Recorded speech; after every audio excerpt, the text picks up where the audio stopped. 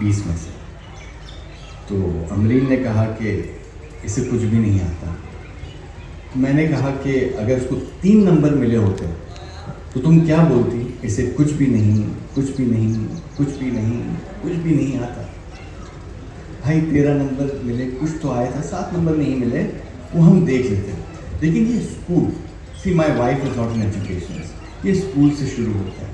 وہ اس کا پرپس کیا ہے؟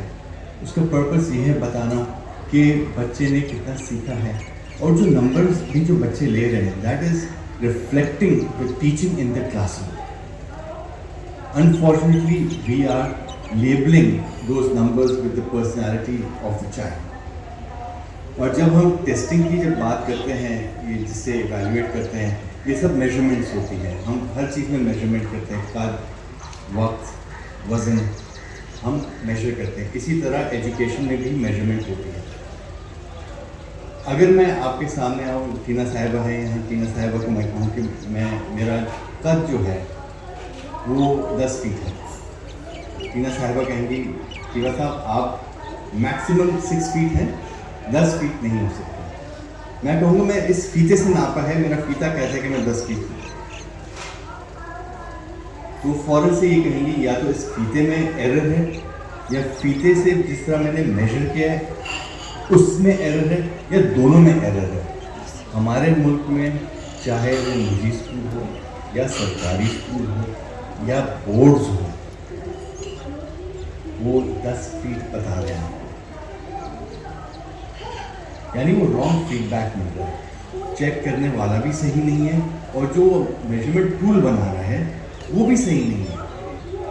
سو the kind of information you are getting about the quality of education that is happening in the classroom, about the ability of the child, is not the true reflection.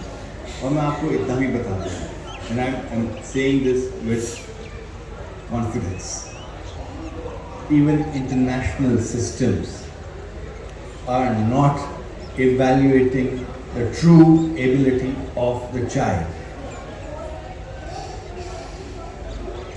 کیے گئے پلے grounds نہیں دے دی گئے، اچھی libraries نہیں ہے، یہ ساری چیزیں ہمیں معلوم ہے. سوال یہ اٹھتا ہے کہ آخرکار 70 سال سے زیادہ ہو چکے پاکستان نے یہ کیوں نہیں اپنے تعلیم کے نظام کو صحیح کیا؟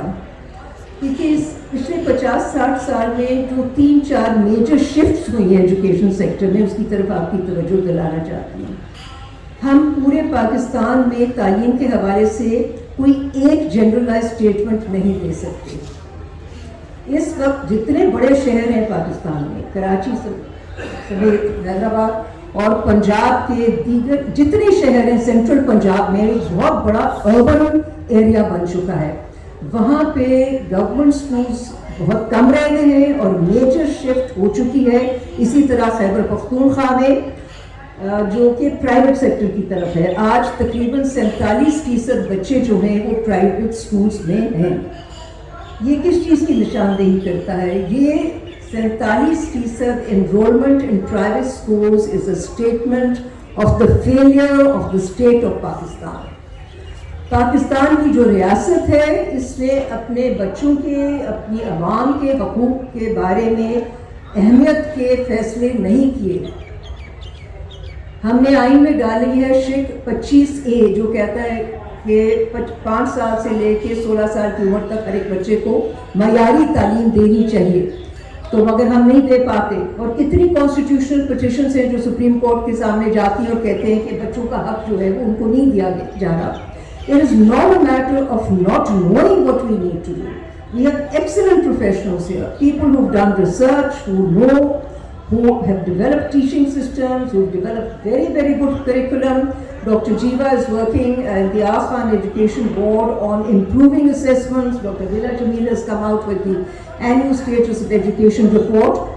We have these people here. They're educated from abroad. They're educated here. They've gone to the field. انہوں نے دیکھا ہے پورے پاکستان میں کہ نظام تعلیم کا کیا حال ہے، لیکن ہم نہیں کر پاتے.